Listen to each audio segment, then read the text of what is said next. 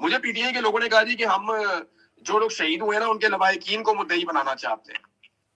تو پھر میں نے انہیں شاباش دی. یعنی یہ لڑائی جو ہے وہ ان کے لواحقین کی لڑائی ہے اور ان کا کوئی ذاتی جھگڑا تھا اس حکومت کے ساتھ اور وہ آئے تھے وہاں پہ لڑنے کے لیے. وہ بھائی پاکستان تحریک انصاف ایک پولیٹیکل پارٹی ہے, اس کے کارکنوں کو شہید کیا گیا ایک پولیٹیکل ایونٹ میں.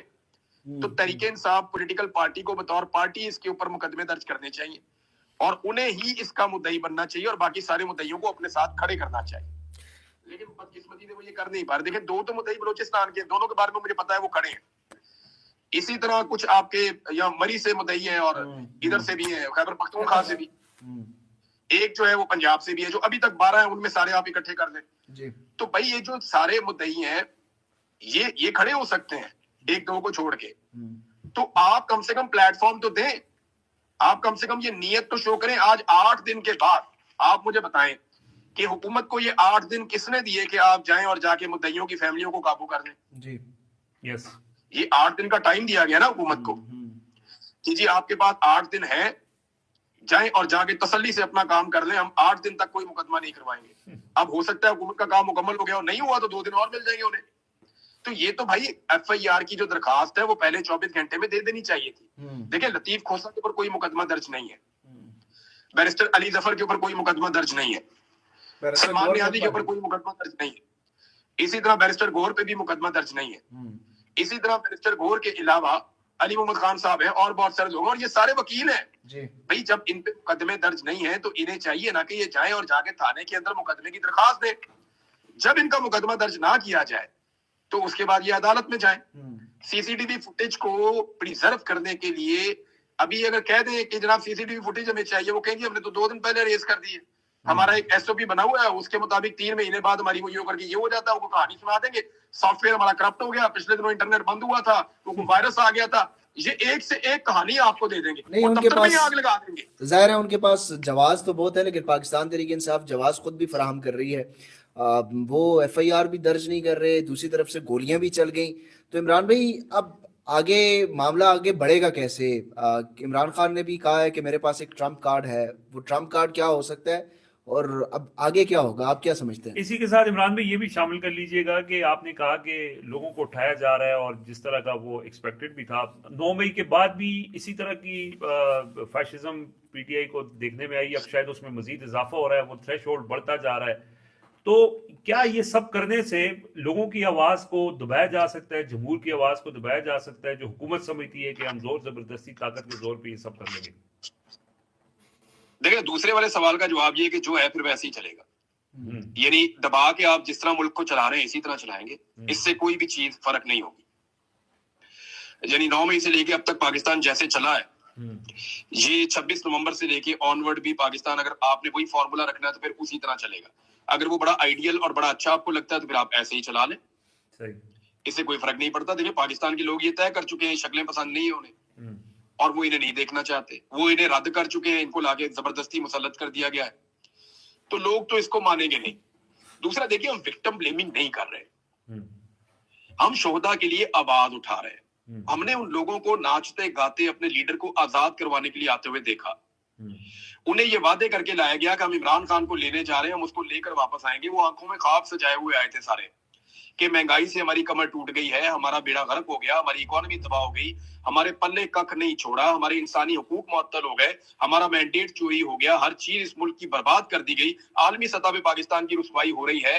ایک آدمی ہے جو ہماری عزت شاید واپس لا کر دے سکتا ہے, پولیٹیکل آدمی ہے نا, حکومت میں آگے ناکام بھی ہو سکتا ہے, کامیاب بھی ہو سکتا ہے, پاسبلٹیز ہے, لیکن لوگوں کو اس سے امید بندی ہے, اسی لیے لوگوں نے اس کو ووٹ ڈالا تھا. اب لوگ آنکھوں میں سپنے سجا کے اپنی لیڈرشپ کے ساتھ آئے تھے اور وہ لوگ وہاں پہ شہید کر دیے گئے, بہت ساروں کو گولی لگ گئی, 100 سے زیادہ رپورٹ ہو رہے ہیں کہ جن کو گولی لگی ہے.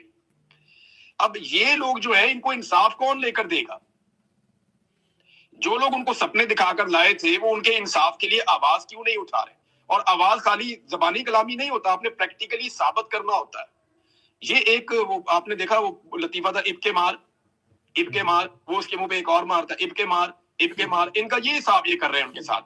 یہ مبی ریڈی کی عادت ہے پاکستان تحریک انصاف کی. ان کو کم سے کم دیکھیں, میں ان کو یہ نہیں کہہ رہا کسی کے جا کے گلے پڑ جاؤ, میں تشدد کے اور بدامنی کے سخت خلاف ہوں, لیکن میری یہ گزارش ہے کہ جو ناانصافی ہوئی ہے اس کے خلاف اٹھ کر کھڑے ہو جانا یہ ہر زیرو کا، جتنے بھی لوگ جنہیں شعور ہے ان سب کا یہ حق ہے اور انہیں کھڑے ہونا چاہیے. لیکن بدقسمتی سے یہاں پہ یہ بنیادی اصول ہے جمہوریت کا، انسانی حقوق کا، آزادی اظہار رائے کا، رول آف لا کا، یہ بنیادی اصول ہے بھائی آپ کے آئین کا کہ یہ ظلم ہو گیا، اس کے خلاف آپ کھڑے ہو جائیں. دیکھیں اگر آپ مظلوم کے ساتھ کھڑے نہیں ہو سکتے نا تو پھر آپ ظالم سے مختلف نہیں ہیں. اگر ہم ظالم ظلم کرنے والے کے خلاف آواز اٹھا سکتے ہیں اور تکالیف برداشت کر سکتے ہیں، صعوبتیں برداشت کر سکتے ہیں، تو پھر ہم جو مظلوم کے لیے آواز نہیں اٹھا رہا، اس کو دھوکہ دے رہا ہے، پھر ہم اس کے خلاف بھی بات کر سکتے ہیں. آج 8 دن ہو گئے ہیں، بہت ہو گیا نا. 8 دن کے بعد تو بنتا ہے کہ اب سوال پوچھا جائے کہ جناب آپ نے کیا کیا. ہاں جی ڈیفینیٹلی. عمران بھائی وہ ٹرمپ کارڈ کا میں آپ سے پوچھا تھا، تو ٹرمپ کارڈ کیا ہو سکتا ہے؟ دیکھیں 2 قسم کے ٹرمپ ہیں، ایک امریکہ میں ہے جس کو آپ وہاں جتوا کے آئے ہیں، اور دوسرا ٹرمپ کارڈ ہے جو عمران خان صاحب کے پاس ہے. اچھا عمران خان صاحب کا نا میرے دماغ میں تو 3 چیزیں آ رہی تھی. ایک یہ آ رہا تھا کہ وہ ان کا ایک ٹرمپ کارڈ جو ہے نا، وہ جتنا پاکستان کے اندر اس وقت لوگوں کو غصہ ہے اور جس لیول پہ سینٹیمنٹس پہنچے ہوئے ہیں، میں بھی عمران خان صاحب آنے والے وقت میں کوئی اسٹریٹ موومنٹ کی کال دے دیں. اور اگر ان کی یہ اسیسمنٹ ہے کہ پاکستانی اس موومنٹ کے لیے تیار ہیں تو یہ ممکن بھی ہے. دوسرا عمران خان صاحب نے کہا تھا کہ میں بھوک ہڑتال پہ چلا جاؤں گا، اور اگر عمران خان صاحب بھوک ہڑتال پہ جاتے ہیں تو پھر صرف عمران خان اکیلے نہیں جائیں گے. آپ کو پتا ہے کہ پوری دنیا کے اندر لوگ کیمپ لگا کے بیٹھ جائیں گے بھوک ہڑتالی. UN کے باہر بھی کیمپ لگ جائے گا بھوک ہڑتالی کیمپ. دنیا کے مختلف علاقوں میں پھر یہ آپ کو ڈرامہ پاکستان کے اندر ہر جگہ پہ آپ کو یہ ایک ایکٹیویٹی پولیٹیکل نظر آئے گی کہ بھوک ہڑتالی کیمپ لگے ہوئے ہیں. اور عمران خان صاحب جو ہیں وہ اگر بھوک ہڑتال پہ بیٹھ گئے تو سب کو آئیڈیا ہے کہ وہ کس لیول تک چلے جائیں گے. ان کے اندر کا جو ایک غصہ یا ضد ہے وہ کس لیول تک چلے جاتے ہیں، یہ سب کو آئیڈیا ہے کہ وہ اڑ جاتے ہیں اپنی بات پہ. ایک تو مجھے یہ لگتا ہے، دوسرا اسٹریٹ موومنٹ والا معاملہ لگتا ہے، اور تیسرا Imran Khan out of the box جاتے ہیں بار بار. جی اب کچھ نہیں کہہ سکتے کہ ان کے دماغ میں شاید کوئی اور آئیڈیا یا کوئی اور چیز چل رہی ہے. انہوں نے کئی مرتبہ ایسی چیزیں کر کے دکھائی ہیں جس کو کوئی پریڈکٹ بھی نہیں کر پا رہا تھا. مثال کے طور پہ انہوں نے اپنی اسمبلیاں ہی توڑ دی تھیں اور صدر کو لکھ کر بھیج دیا تھا ڈپٹی اسپیکر کے رولنگ کے بعد، اور اسمبلیاں توڑ کے انہوں نے کہا جی الیکشن اناؤنس کرواؤ. تو ان سے آپ کچھ بھی توقع کر سکتے ہیں عمران خان سے. انہوں نے اپنی 2 صوبائی اسمبلیاں بھی توڑ دی تھیں. بہت ساری چیزیں انہوں نے ایسی کی ہیں جن کو آپ پریڈکٹ نہیں کر سکتے. ہو سکتا ہے ان کے دماغ میں کچھ اور ایسا چل رہا ہو جس کا ابھی ہمیں آئیڈیا نہیں ہے، اور آنے والے وقت میں ہمیں آئیڈیا ہو جائے اس کا. صحیح. آپ کی موجودگی کا فائدہ اٹھاتے ہوئے ایک آڈیو کال جو ہے وہ لیک منظر عام پر آئی ہے وزیر اعلیٰ خیبر پختونخوا علی امین گنڈا پور کی. وہ آڈیو لیک تو سب نے سن لی ہے، آپ کا موقف ابھی تک سامنے نہیں آیا اس معاملے کے اوپر. میں چاہوں گا کہ آپ اس پر بھی اپنا موقف بتائیں کہ وہ کیا معاملہ ہے. ابھی تک آپ کی جانب سے اس پر مکمل خاموشی رہی ہے.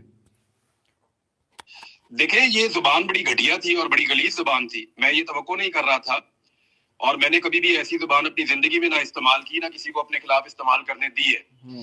اس سوال کا جواب تو علی امین گنڈا پور کو دینا پڑے گا کہ انہوں نے ایسی گھٹیا زبان استعمال کیوں کی اور اس کی وجہ کیا ہے. کیونکہ انہوں نے استعمال کی ہے تو یہ سوال ان سے پوچھا جانا چاہیے کہ آپ اس کا ریزن دیں. وہ اگر کوئی ریزن دے تو میں اس کا جواب دوں نا.